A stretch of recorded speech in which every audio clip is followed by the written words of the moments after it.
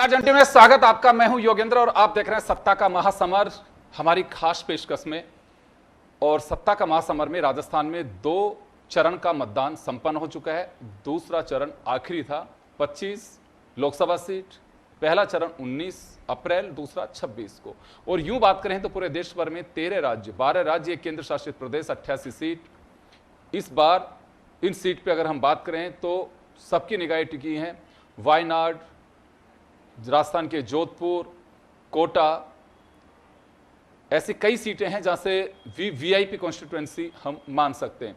लेकिन सबकी निगाहें टिकी हुई हैं कि पहले चरण में लगभग 7% मतदान कम हुआ, तो दूसरे फेज में क्या होगा, क्या मतदान कम हुआ? लेकिन पहले से बेहतर लाइनें दिख रही थी। लेकिन अब ये रिकॉर्ड टूटता है कि नहीं टूटता है, ये देखने वाली बात होगी, क्योंकि सबका ध्यान इसी बात पे केंद्रित है कि वोटिंग परसेंटेज का क्या होगा। तो चले, लेकिन दिन भर की जो खबरें रही, चहल पहल रही, उसको लेकर के हम चर्चा करेंगे। और हमारे साथ इस वक्त मौजूद हैं विक्रम सैनी जी भाजपा से, राजकुमार शर्मा जी कांग्रेस से, और हमारे सहयोगी सुदर्शन सिंह जी हमारे साथ में जुड़े हुए हैं। मैं विक्रम जी आपके पास में आना चाहूँगा। दिन भर की मशक्कत, राजनीतिक दलों ने भी कोशिश की कि कैसे भी वोटिंग परसेंटेज बढ़ना चाहिए। और बड़ी अच्छी बात है, बहुत सारे लोगों को मैंने सुना भी जिसमें ये कह रहे थे कि देखिए मताधिकार का प्रयोग करना चाहिए, आपकी स्वेच्छा है, आप किसी को भी वोट डालें, लेकिन वोट को रखने से कोई फायदा नहीं, देना चाहिए, वोट जरूर डाल करके आइए, तो उसका असर कुछ दिखाई देगा। क्योंकि 6 बजे तक की जो स्थिति आ रही है सामने और जो आएगी, पिछली बार इन 25 सीट पर 66.34% वोट था 2019 में, और 13 सीट पे 2019 में 68.17, लेकिन ये परसेंटेज बढ़ नहीं पाई थी, कम हो गई थी। तो इस बार क्या उम्मीद करते हैं? योगेश जी देखिए, आप जैसे मीडिया हाउसेस के माध्यम से, चुनाव आयोग के माध्यम से, पार्टी के कार्यकर्ताओं के माध्यम से और जनता ने अपने आप को सेल्फ मोटिवेशन से इस बात को समझा है कि लोकतंत्र के अंदर मतदान का क्या महत्व होता है। और इसी को ध्यान में रखते हुए बड़ी संख्या में राजस्थान में लोग लोकसभा के लिए मतदान करने के लिए घर से बाहर निकले। और हम विश्वास कर सकते हैं कि पिछले मतदान से अधिक मतदान इस बार निश्चित रूप से होगा। कुछ विधानसभाओं में तो आप देखिए 72, 73 या 76% से भी अधिक तक मेरी जानकारी के अनुसार वोटिंग हो चुकी है, और अभी 1 घंटा और बाकी है। तो निश्चित रूप से ये हम तय कर मान सकते हैं। नहीं, वोटिंग वैसे तो कंप्लीट हो चुकी है, क्योंकि 6 बजे तक का टाइम है विक्रम जी, सुबह 7 बजे से शाम 6 बजे तक का टाइम। नहीं, आपकी बात सत्य है, लेकिन जो लोग 6 बजे तक मतदान स्थल पे आ चुका है, बिल्कुल बिल्कुल, अगर उसको रात को 10 बजेंगे तो भी उसमें वोटिंग करवाई जाती है उनसे। हाँ। ये एक परंपरा रही है। परंपरा क्या, रूल्स के अकॉर्डिंग है, परंपरा अलग बात होती है, लेकिन नियमों में है ये। तो 6 बजे तक जो मतदान स्थल पे पहुंचा वो मतदान करेगा, तो ये संख्या निश्चित रूप से, ये आंकड़ा आने वाले समय में बढ़ के हमारे सामने आएगा। जी राजकुमार जी, आपके पास में आना चाहूं तो प्रयास किए गए, आप लोगों के यहाँ से भी जो जानकारी मिली, बीजेपी ने कोर ग्रुप की बैठक भी बुलाई एक दिन पहले, आप लोगों के यहाँ से भी नेताओं ने अपील की, हम लोग जुड़े भी थे, आपने बताया भी कि हमारे बाकायदा कंट्रोल रूम से भी बूथ और ब्लॉक लेवल के जो कार्यकर्ता हैं उन्हें ताकीद किया गया है कि वोटिंग अच्छे से कराई जानी चाहिए। तो उसका कुछ असर माना जा सकता है? बिल्कुल योगेंद्र जी, जन टीवी ने अपील की, भारतीय जनता पार्टी ने अपील की, कांग्रेस पार्टी ने अपील की, निर्वाचन आयोग ने अपील की, और मतदाताओं के मन में भी गिल्ट हुआ कि हमसे जो 12 सीटों पे जो हमने वोट कम डाला उसका थोड़ा उनको तकलीफ भी हुई, और वह सुधार हुआ है और संतोषजनक परिणाम है। 5 बजे तक का जो लगभग मत प्रतिशत था वो बहुत संतोषजनक है। 1-1.25 घंटे का जो पीरियड है उसमें और मत प्रतिशत बढ़ेगा। मुझे उम्मीद है कि 2019 का रिकॉर्ड इस बार राजस्थान के देवतुल्य मतदाता मत डाल करके तोड़ने वाले हैं, ऐसा मुझे लगता है। जी सुदर्शन, लगता है आपको कि इस बार ये, मैं रिकॉर्ड नहीं कहूंगा, उसके आसपास ही पहुंच जाता है तो भी मानी जा सकती है कि लोगों ने इंटरेस्ट लिया है? बिल्कुल योगेश जी, जिस तरीके से अभी आंकड़े भी सामने आए हैं, देश भर के भी आंकड़े सामने आए, वो भी 5 बजे तक जो सामने आए थे, बिल्कुल 5 बजे तक के देश भर के अन्य राज्यों के और राजस्थान की भी अगर हम यहाँ पे बात करें तो करीब 60% यहाँ पे पहुँच गया है। और 6 बजे तक का जिस तरीके से सब लोग बता रहे थे, अभी टाइम भी बाकी है। और जैसा अलग अलग लोकसभा की बात करें, बाड़मेर में करीब 70% के आसपास पोलिंग हुई है, बांसवाड़ा की बात करें तो 60% पे वहाँ पे पहुँच गया है। कुछ लोकसभा ऐसी जैसे अजमेर वगैरह शहरी क्षेत्र क्यों यहाँ पर पिछड़े और जहाँ पर ज़्यादा वोटिंग हुई वहाँ पर क्यों हुई, ये कारण जानने चाहिए ज़रूर से, ताकि आगे भी जब वोटिंग हो तो जहां पर ज्यादा वोटिंग परसेंटेज हुई, ऐसे क्या काम किए गए थे वो उन क्षेत्रों, लोकसभा क्षेत्रों में, विधानसभा क्षेत्रों में भी लागू किए जा सके जहां पर कम पोलिंग हुई है। बिल्कुल विक्रम जी, देखिए सबकी कोशिश यही होती है, लेकिन नहीं हुई वोटिंग 19 अप्रैल को, उसकी जानकारी निश्चित रूप से राजनीतिक दलों ने जुटाई होगी, इसे मैं खारिज नहीं करता, क्योंकि बाहर दावे कुछ और होते हैं, अंदर की बात कुछ और होती है, चिंताएं होती हैं। चिंताओं की लकीर साफ देखी जा रही थी कि वास्तव में राजनीतिक दल चिंतित हैं। दावा अपना अपना था और ये कहा जा रहा था कि जिन्होंने डाल दिया वो हमारे वोटर थे और जिनके नहीं डले वो सामने वाले के वोटर थे। इसका अंदाज़ा लगना बहुत मुश्किल है, क्योंकि मतदान बहुत गुप्त होता है। और ये भी कहा जाता है कि अब मतदाता बहुत ही शयाना है, हमेशा से स्मार्ट रहा है मतदाता। मैं उनकी क्षमताओं पे कोई सवाल नहीं खड़ा कर रहा, लेकिन एक घर में से 4 जगह वोट पड़ जाते हैं, पता नहीं लग पाता है कौन किसको दे के आया है। अच्छी बात है ये, ताकि एक पहेलियाँ जो हैं वो सुलझने में वक्त भी लगना चाहिए, समझ में भी आनी चाहिए कि वाकई स्मार्ट पॉलिटिशियन नहीं होते, स्मार्ट मतदाता भी होता है और वो बहुत ही बेहतर स्मार्ट होता है। तो चलिए, अब आपने सबने दावा किया है कि वोटिंग परसेंटेज बढ़ेगा, क्योंकि 6 बजे तक के आंकड़े आना बाकी हैं जब हम चर्चा कर रहे हैं, और आएंगे तो हम स्क्रीन पे तुरंत चलाएंगे भी। लेकिन फिलहाल एक मैं जरूर जानकारी चाहूंगा कि मुद्दों का कुछ असर देखा जा सकता है मतदाता में, उत्साह का भी और नीरसता का भी। क्योंकि नीरसता की वजह मैं ये कहना चाहूंगा, मैंने कुछ लोगों से बात की थी। 19 अप्रैल को मैं स्टेचू सर्किल पे गया था जयपुर के, वहाँ मैंने पूछा कि वोट डाला? कुछ लोगों ने कहा कि नहीं डाला। हमने उंगलियां दिखा दी लेफ्ट साइड वाली कि नहीं डाला। मैं कहा आपको डालना चाहिए था, क्यों नहीं डाला? बोल क्या डालना है, कोई मुद्दे ही नहीं बचे, वो उसकी टांग खींच रहा है, वो उसकी टांग खींच रहा है। यानी कि लालच नेताओं का साफ दिखाई दे रहा है और हमारे मतलब की कोई नहीं सोच रहा है। यह आम मतदाताओं की थी। तो एक बड़ा कारण रहा कि लोगों में एक निराशा लग रही थी राजनीतिक दलों के स्पीचेस से। अभी आपको लगता है कि कुछ ट्रैक बदला है या उसी ट्रैक पे चलें तो उसका कुछ असर हो रहा है? देखिए योगेश जी, ये भारत का एक पहला ऐसा चुनाव है जिस चुनाव के परिणाम भी लगभग तय हैं कि माननीय नरेंद्र मोदी जी के नेतृत्व में भारतीय जनता पार्टी तीसरी बार सरकार बनाने जा रही है। और राजस्थान की बात करें तो राजस्थान में हैट्रिक लग रही है और तीसरी बार भारतीय जनता पार्टी 25 सीटों के साथ विजय प्राप्त करेगी। इसका कारण ये रहा कि भारतीय जनता पार्टी के कार्यकर्ता हो चाहे कांग्रेस के कार्यकर्ता हो, जब परिणाम तय हो जाता है तो एक निरस्ता, एक सुस्तीपन आना स्वाभाविक होता है, जो बाद में पार्टियों के लिए भी चिंता का विषय बना, चुनाव आयोग के लिए भी बना। लोगों ने भी सेल्फ मोटिवेशन होके फिर लगा कि वोट डालने के लिए तो निकलना पड़ेगा। तो एक तो बड़ा कारण ये रहा था। दूसरा, ये मानने में अतिशयोक्ति नहीं है कि कहीं कुछ मतदान प्रतिशत में गिरावट का कारण ये भी रहा कि शादी ब्याह का समय था, एक फसल उस समय खड़ी थी, मौसम भी मार थी। तो एक चुनाव में मतदान कम होने का कोई एक बड़ा कारण नहीं होता है, छोटे छोटे कारण जो उनके बड़े कारण हो जाते हैं। लेकिन जो भी आए, देर आए दुरुस्त आए। और दूसरे मतदान में आपने देखा है कि बड़ी संख्या में लोग घर से बाहर निकलकर मतदान कर रहे हैं। ये एक सफल लोकतंत्र की पहचान है। जी चलिए, अपने अपने दावे है और हर पार्टी कोशिश यही करती है कि हमारे लिए मतदान किया है, लोगों ने जो उत्साह जाहिर किया है वो हमारे पक्ष में किया है। आपका क्या कहना है सर? योगेंद्र जी, मतदाताओं का, देश के लोगों का नेताओं के प्रति विश्वास थोड़ा कम हुआ है। नेता लोग भाषण देते हैं, एक दूसरे को काटते पीटते रहते हैं। लगातार लोगों में ऐसी एक धारणा परमानेंट बन चुकी है। एक जमाना था जब आपने देखा होगा, वाजपेयी साहब भारतीय जनता पार्टी के नेता हुआ करते थे, सीटें भले ही कम ज्यादा आया करती थी। इंदिरा गांधी हुआ करती थी, सीटें भले ही कम ज्यादा आया करती थी। जयपुर के त्रिपोलिया गेट पर जब वो भाषण देते थे तो भीड़ को बुलाना नहीं पड़ता था और 10-10, 20-20, 25-25 हजार लोग अपने आप आते थे और ये आते थे कि केवल उनको सुन के जाना है। वाजपेयी साहब को सुनने आते थे लोग, इंदिरा जी को सुनने आते थे लोग। लेकिन आज ग्लैमर वैसा नहीं है, किसी भी नेता का ग्लैमर नहीं है। जब ग्लैमर नहीं है तो फिर मतदाताओं में भी नीरसता रहती है। ठीक है, पॉलिटिकल पार्टी अपना जोर लगा के मतदाताओं को खींच के लाती है, वो एक अलग बात है। लेकिन जो पहले ग्लैमर हुआ करता था वो ग्लैमर ना किसी पार्षद का बचा है, ना किसी एमएलए का बचा है, ना किसी सांसद का बचा है, ना किसी मुख्यमंत्री या प्रधानमंत्री का बचा है। अब तो ग्लैमर बनाना पड़ता है सोशल मीडिया के माध्यम से, डिजाइनें बना करके और ये तरह की तमाम झूठी फकड़ी बातें करके करना पड़ता है। लेकिन वो एक जमाना था, ग्लैमर था, केवल अनाउंसमेंट होता था, आकाशवाणी पे एक अनाउंसमेंट होता था कि फलाना तारीख को वाजपेयी साहब आ रहे हैं या इंदिरा गांधी जी आ रही है। और आपने देखा होगा लाल कृष्ण आडवाणी जी ने जब रथ यात्रा निकाली थी तो सड़कों पे पांव रखने की जगह नहीं थी राम मंदिर के लिए। और इस बार क्या हुआ कि राम मंदिर का निर्माण हो गया, राम जी विराजमान हो गए, लेकिन मतदाताओं में जोश नहीं था। जबकि ऐसा सिनेरियो सेट हो गया था कि इस बार राम जी के नाम पे वोट इतने पड़ेंगे कि बूथ कम पड़ेंगे, बूथों पे लाइनें लगेगी। लेकिन विजेंद्र जी, योगेंद्र जी, ऐसा नहीं हुआ। जी, आपको लग रहा था कि राम मंदिर के मुद्दे पर, लेकिन बीजेपी भी मुझे लग रहा है कि इस मुद्दे को बहुत ज्यादा, अब मुद्दा दूसरा चल रहा है।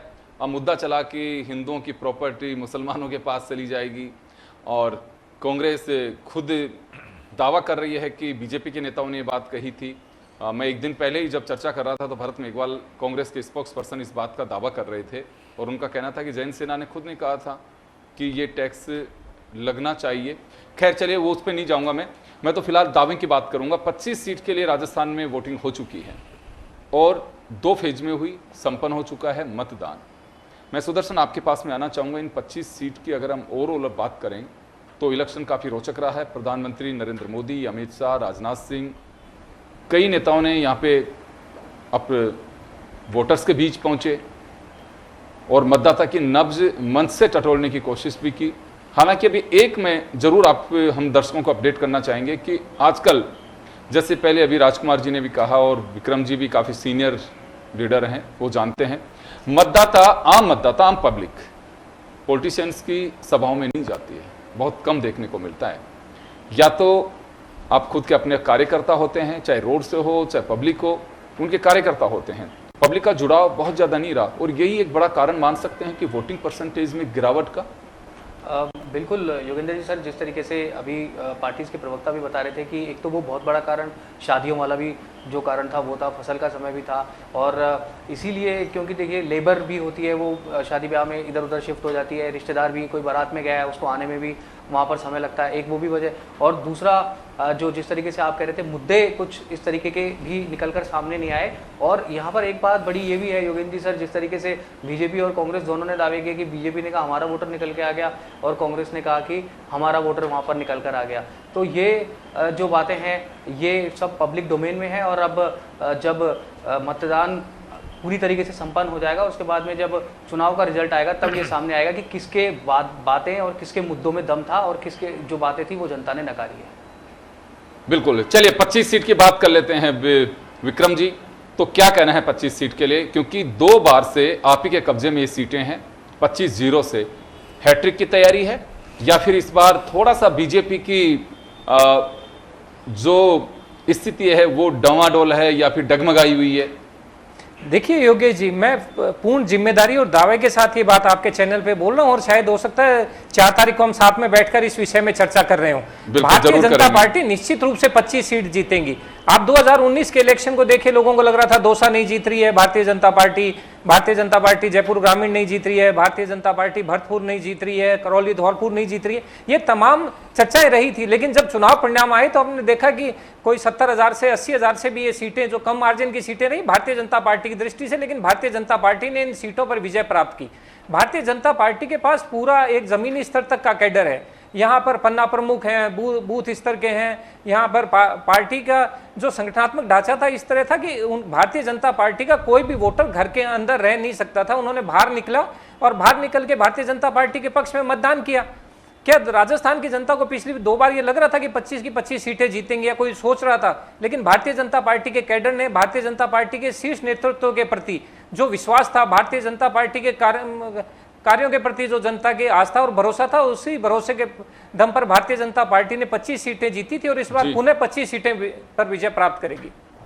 चलिए राजकुमार जी, आपके पास में आना चाहूंगा क्योंकि वोटिंग हो चुकी है, 25 सीट पर हो चुकी है, तो राजस्थान का दावा जरूर करना चाहेंगे कि क्या है। बीजेपी का दावा है कि ये हैट्रिक की तैयारी है 25-0 से, तो आपका क्या दावा है? मैंने अभी जो थोड़ी देर पहले कहा ना योगेंद्र जी, वो ग्लैमर खत्म हो चुका है। भारतीय जनता पार्टी ना तो 400 सीटें पार करेगी, वो ग्लैमर भारतीय जनता पार्टी का आज की तारीख में देश में नहीं है। जो बनना था बन चुका, अब तो सीढ़ी उतर रहे हैं, जितना चढ़ना था वो चढ़ चुके। हिंदुस्तान के देवतुल्य मतदाताओं ने इनको जितना माथे पे चढ़ना था चढ़ा लिया, अब इनकी बारी उतरने की है। और राजस्थान में 25 की 25 सीटें इनको नहीं मिलेगी, ये आपके चैनल पे मैं ठोक ठोक के दावा कर सकता हूं। और भारतीय जनता पार्टी का घमंड टूटेगा, डेंट लग चुका है, परिणाम 4 जून को आएगा, आप देख लीजिएगा। भारत के प्रधानमंत्री भी आपको चैनल पे बोलते हुए नजर आएंगे और हम सब लोग भी ऐसे चैनल पे चर्चा करेंगे। भारतीय जनता पार्टी ने जो इन 2-3-4 सालों में जो घमंड किया है, पूरा राजस्थान जानता है, पूरा देश जानता है, पूरी दुनिया जानने लग गई है। योगेंद्र जी अपने आप को तो सबसे बड़ा नेता दुनिया का मानने लगे अपने आप ही, और भारतीय जनता पार्टी दुनिया की सबसे बड़ी पार्टी भी अपने आप ही हो गई। ये कई बार जो चैनल्स वाले कहते हैं ना, हमारी रेटिंग कितनी, हमारी रेटिंग कितनी, जितने चैनल खोलो सब अपने आप को फर्स्ट बताते हैं।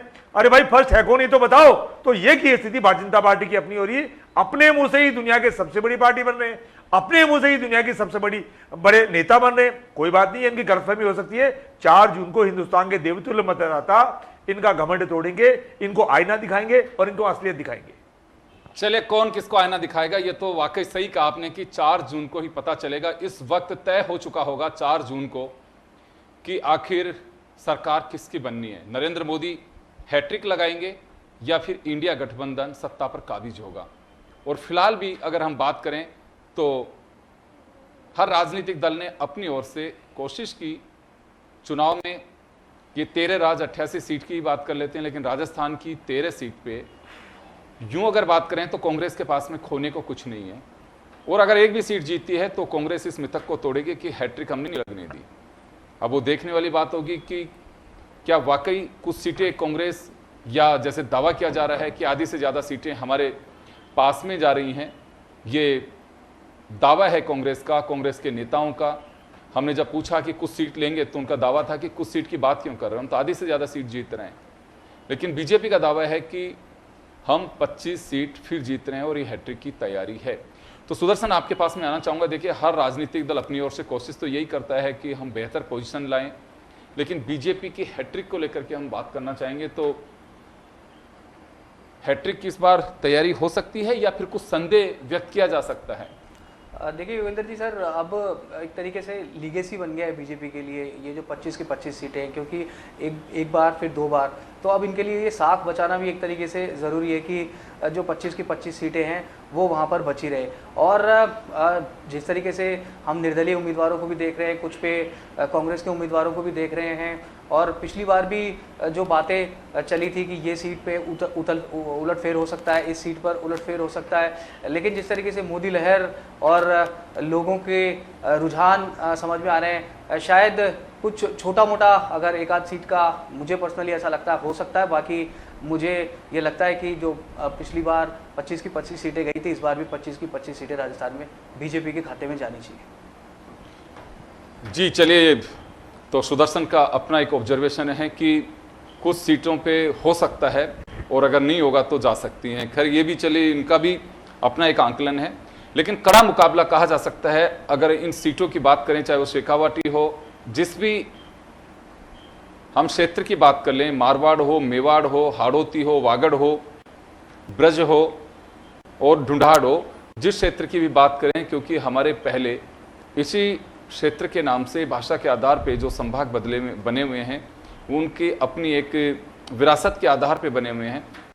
बीकाना है, तो अलग अलग जो जगह बनी हुई हैं उसमें अलग अलग जिले हैं, लोकसभा क्षेत्र हैं।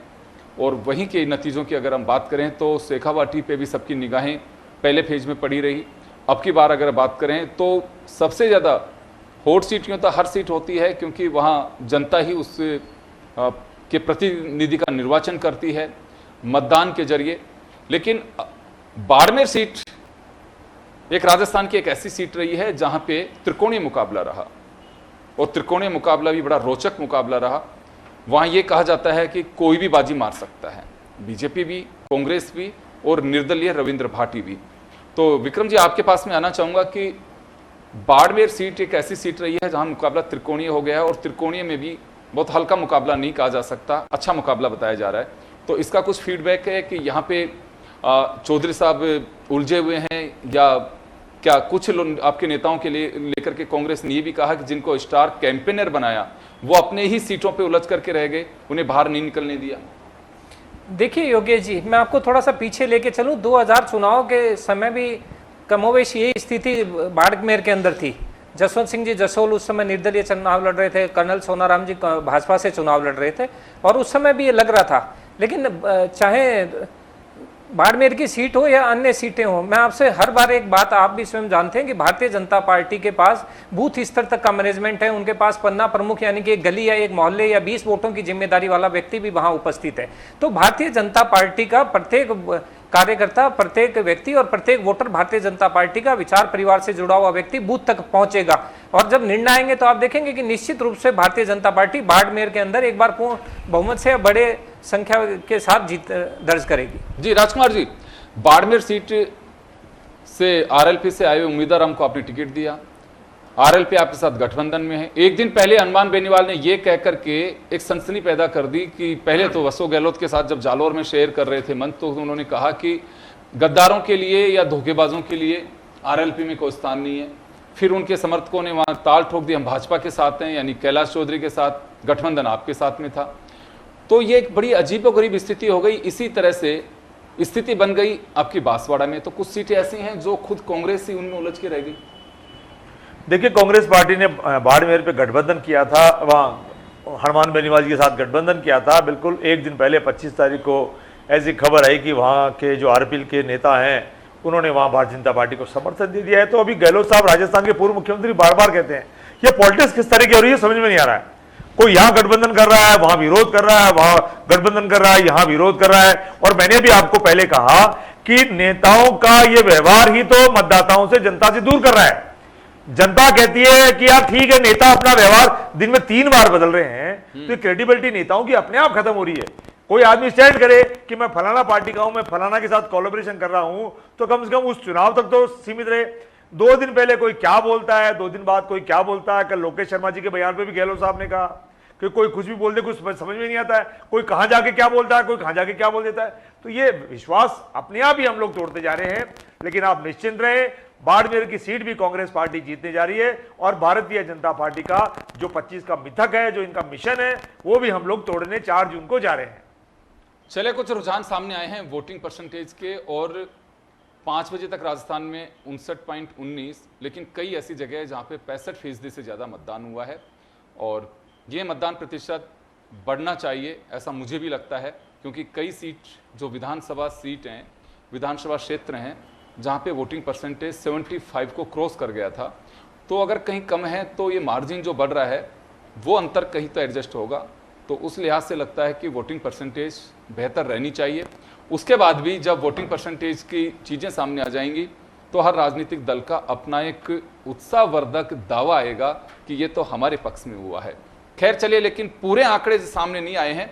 हम जब अपडेट्स में चलेंगे तो उन आंकड़ों को भी आप तक पहुंचाएंगे और स्क्रीन के जरिए वो हम आपको दिखाएंगे। क्योंकि जब हम चर्चा 6 बजे तक कर रहे थे तो आंकड़े 5 बजे तक के हमारे शो में हमने इन्वॉल्व किए हैं और उसी को लेकर के हमने चर्चा की है।